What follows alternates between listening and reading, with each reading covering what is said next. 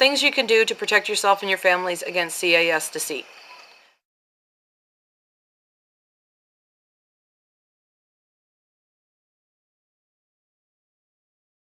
Number 1, secretly record everything and everyone connected with the Children's Aid Society case, including CAS workers, police, doctors, counselors, and your lawyer. If you don't need it, later you can decide what to do with it after the case is over.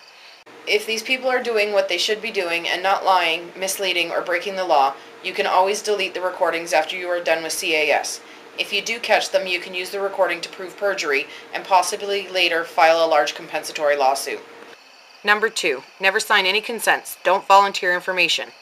If you have signed consents, you should immediately notify Children's Aid Societies and the professional person, office, or agency that you have withdrawn those permissions and/or consents. If you must sign a consent, make sure you write in, "This consent is limited to only the written transfer of information.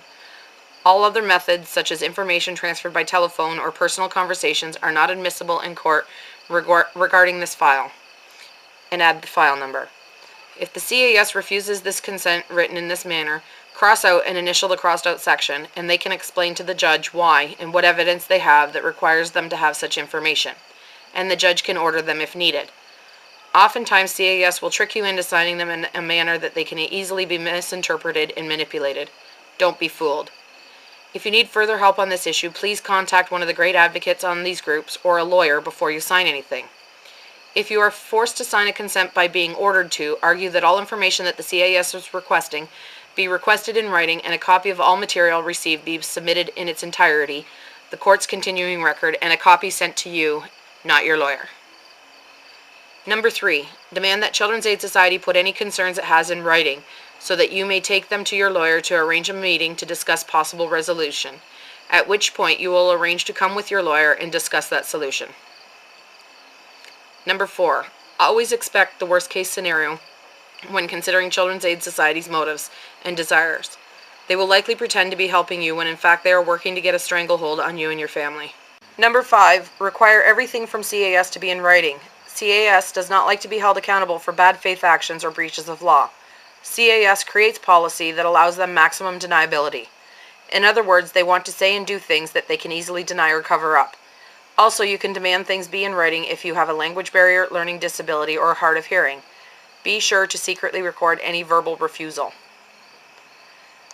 Number 6, keep a folder of all the papers you receive, including the envelope you receive it in, and mark on the envelope the date you received it in the mail.